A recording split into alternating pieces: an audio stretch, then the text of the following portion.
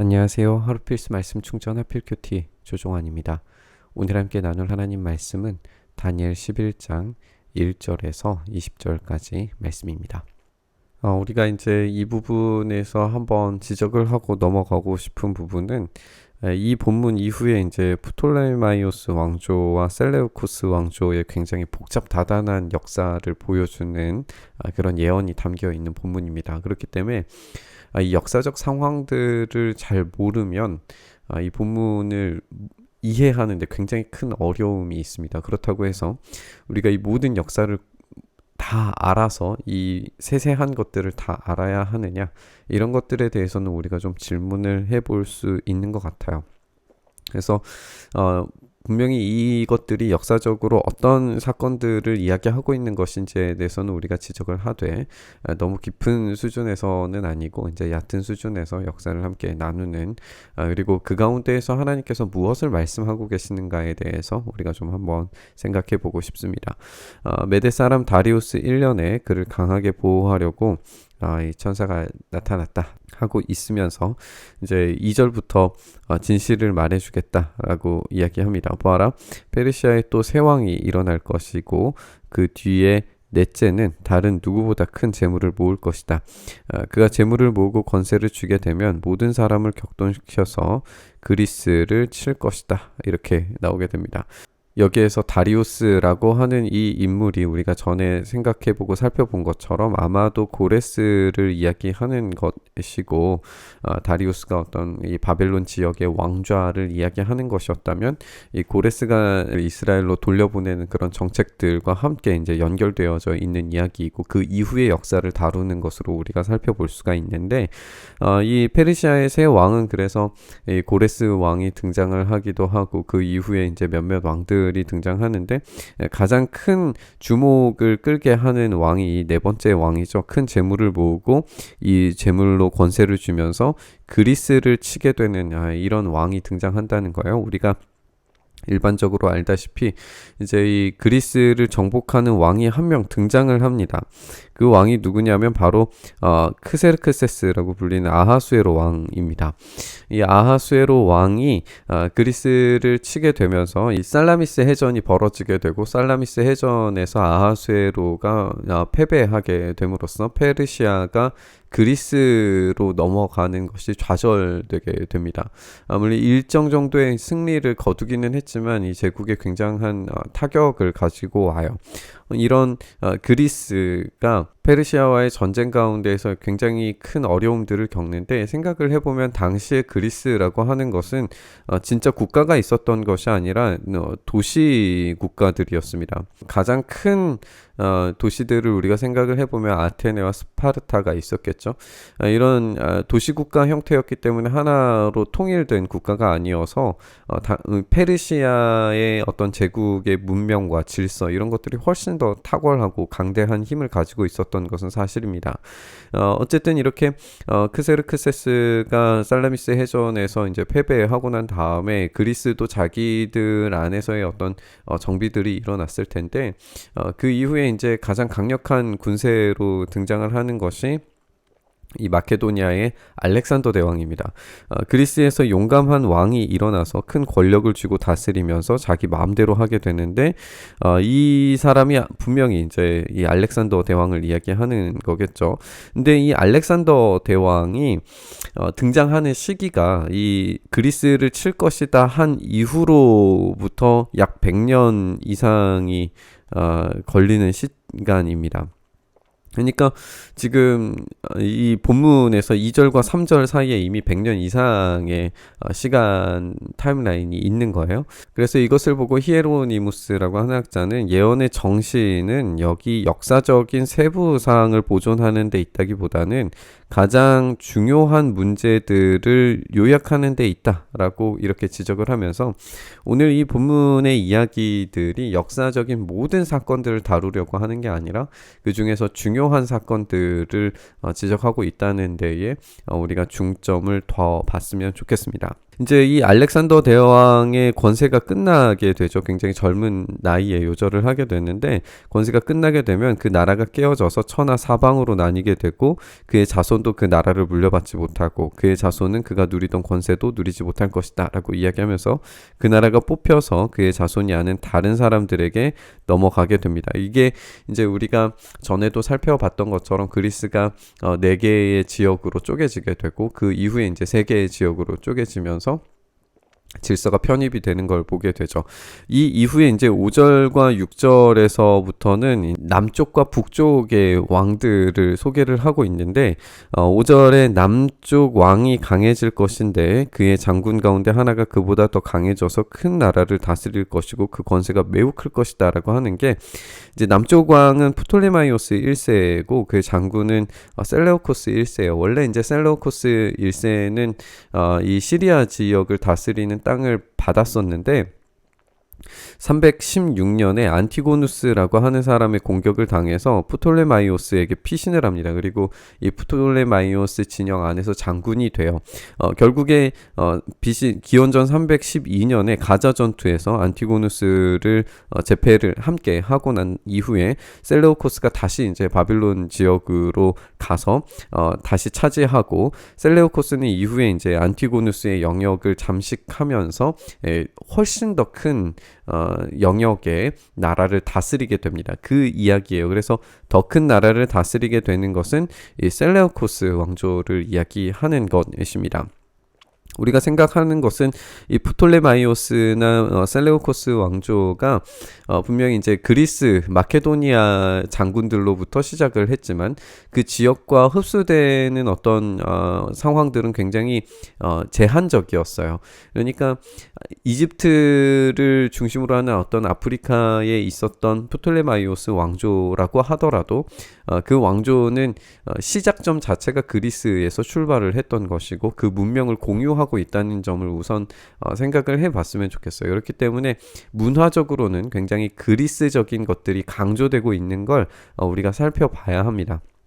그래서 이 프톨레마이오스 왕조 시절에는 알렉산드리아 도서관에서 성경이 그리스어로 번역이 되는 일들이 있었고 우리가 이제 내일 본문에서도 계속 살펴보겠지만 셀레우코스 왕조에서는 안티오쿠스 에피파네스 4세 우리가 함께 살펴보고 있는 그 적그리스도의 원형 같은 이 인물이 등장을 해서 성전 안에다가 제우스 신상을 세우는 등의 행위를 하는 것 이런 것들이 이제 이런 그리스 문화를 가지고 통치 체제를 어떻게 해 갔는가를 보여주는 이야기라는 거죠.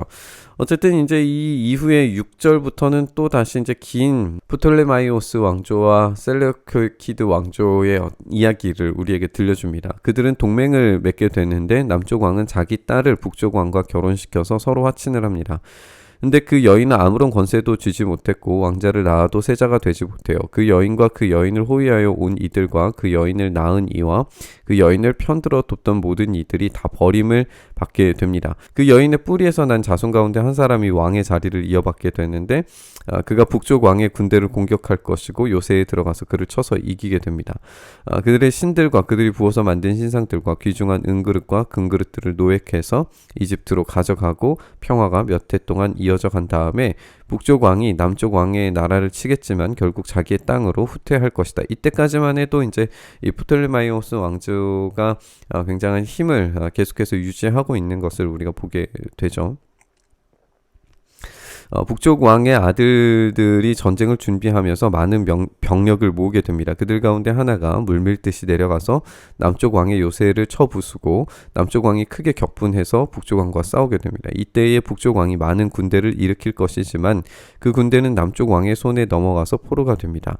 남쪽 왕이 큰 군대를 사로잡을 때에 그의 마음이 교만해져서 수많은 사람들을 쓰러뜨리고도 승리는 차지하지 못하게 된다라고 이렇게 이야기하면서 이 힘의 균형들이 계속 이제 맞춰져 가는 걸 우리가 보게 돼요. 이 안티오쿠스 3세의 이 시리아 전쟁 이야기인데 어쨌든 이렇게 안티오코스 3세가 이제 안티오코스 4세 에피파네스의 이제 아버지인 건데, 이 안티오코스 3세가 결국에 이런 확장적인 일들을 막 벌이기는 했지만 그것을 성공적으로 거두지는 못한 것으로 보여져요. 북쪽 왕은 돌아가서 처음보다 더 많은 군대를 일으키고 몇 해가 지난 다음에 큰 군대와 장비를 이끌고 가고, 그때 많은 사람이 일어나서 남쪽 왕을 치게 됩니다. 근데 여기에서 이제 너희 백성 가운데에도라고 하는 것은 이스라엘 사람들을 이야기하는 거죠. 이스라엘 사람들도 난폭한 사람들이 나서서 환상에서 본 대로 이루려고 하겠지만 그들은 실패할 것이다 라고 이렇게 지적을 하고 있습니다. 지금 여기에서 이스라엘 사람들이 잠깐 등장을 하게 되는데, 어떤 존재로 등장하냐면 지금 북쪽 셀루키드 왕조에 편승한 사람들과 그리고 남쪽 프톨레마이오스 세력에 편승한 사람들, 이 두 사람들이 공존하고 있는 것을 볼 수 있어요. 근데 여기에서 북쪽 왕이, 그러니까 셀루키드 왕조가 지금 프톨레마이오스 왕조를 쳤을 때에 이 이스라엘 사람들도 여기에 동조해서 같이 이제 공격을 나선 사람들이 있었던 거죠. 근데 여기에서 실패를 하게 됩니다. 그때 북쪽 왕이 와서 흙 언덕을 쌓고 요새화된 성읍을 뺏고, 남쪽 군대는 북쪽 군대를 당해낼 수 없고 남쪽의 정예 부대도 북쪽 군대를 당해낼 힘이 없을 거다라고 하면서 이제 이 시리아 전쟁을 치렀던 이 안티오코스 3세가 그리 성공적이지 못한 결과를 맞이하는 걸 우리가 보게 됩니다. 이 북쪽의 침략자들은 남쪽 사람들을 자기 뜻대로 억압하게 되겠지만 아무도 그들을 당해내지 못할 거예요. 그들은 영광스러운 땅, 약속의 땅에 우뚝 서게 될 것이고 그 땅을 완전히 장악하게 될 것이다. 이 셀루키드 왕조가 드디어 이제 이스라엘을 점령해서 거기에서 세력을 확장하는 모습을 우리가 보게 되는데요. 여기 영광스러운 땅, 약속의 땅이 이제 이스라엘을 보여주는 거고, 이스라엘 안에서도 셀루키드 왕조의 편승에서 이제 이 시대를 읽은 사람들이 이런 전쟁에 동참했다는 것을 우리가 발견을 할 수가 있고, 이런 내용들은 우리가 제2성전기 문서에서도 확인을 해볼 수가 있고, 지금 카톨릭에서 사용하는 성경들에서는 이 마카비서를 비롯한 몇몇 문서들에서 이 내용들을 더욱 자세히 살펴볼 수 있습니다.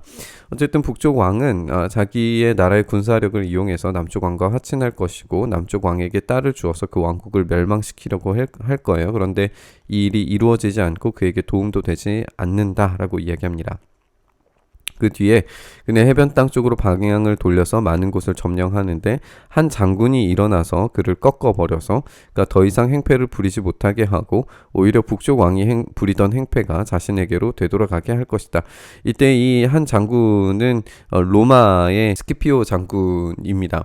그래서 이 스키피오 장군이 소아시아와 그리스를 정벌하려고 했던 안티오코스 3세를 막아서는 그런 일들이 벌어졌던 거죠. 로마가 이 시리아 지역에서 오는 이 셀루키드 왕조를 막아섬으로써 안티오코스는 결국에 자신의 확장주의적인 정책들에 성공적으로 마무리하지는 못해요.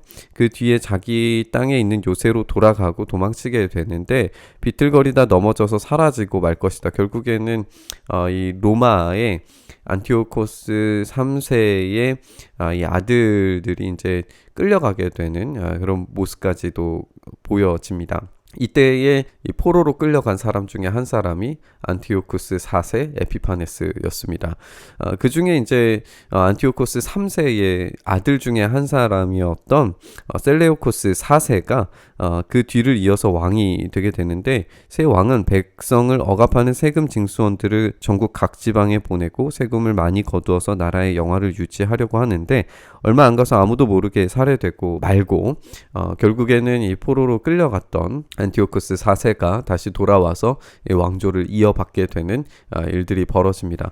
이렇게 오늘 우리가 살펴본 것처럼 그 당시에 있었던 고대사들을 우리가 이해하지 못하면 이 본문을 이해하는 것이 굉장히 어렵고 무슨 이야기를 하고 있는지 알 수가 없습니다. 그러나 우리가 좀 정리를 해보면 이렇게 6절부터 20절, 그리고 내일 우리가 함께 나눌 본문에서는 안티오코스 4세 에피파네스에 대한 이야기를 나누게 될 텐데, 여기에서 우리가 어떤 인물들에 집중해서 다니엘이 예언하는 내용들의 어떤 그런 벌어진 현상들에 우리가 집중하다 보면 여기에 너희 백성 가운데에서도 영광스러운 땅, 약속의 땅 이런 곳에서 무슨 일이 벌어지고 있는지에 대해서는 놓치게 되는 걸 거예요. 우리는 이 본문을 묵상하면서 지금 이 일들이 누구의 계획 안에서 누구의 손에 의해서 벌어지고 있는지를 확인해 봐야 합니다.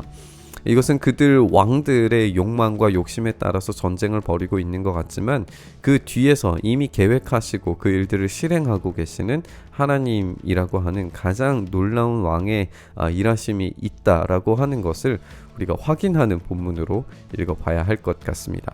우리가 이렇게 함께 생각해 본 것처럼 이 세상의 왕들과 민족들이 세워지고 무너지고 연합하고 싸우고 전쟁하는 그 모든 것들 속에서 하나님께서 일하고 계신다라고 하는 것을 우리는 놓칠 수가 없습니다. 우리가 이 본문에서 다 다루지 못한 그런 세부적인 역사의 내용들을 우리가 잘 생각을 해보고 살펴보면 그 안에서 하나님께서 얼마나 놀랍게 일하시고 역사하셨는지를 우리는 발견하게 됩니다.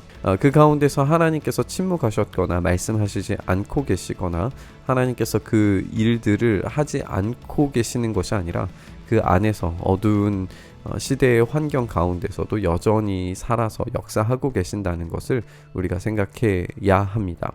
오늘 우리의 시대에도 우리의 삶에도 동일하게 그렇게 역사하시는 줄 믿습니다. 지금 우리 눈에 보이지 않고 손에 잡히지 않아도 하나님은 여전히 일하고 계십니다. 쉬지 않고 일하시는 우리 주님을 붙들면서 우리 말씀 묵상의 자리로 나아갔으면 좋겠습니다.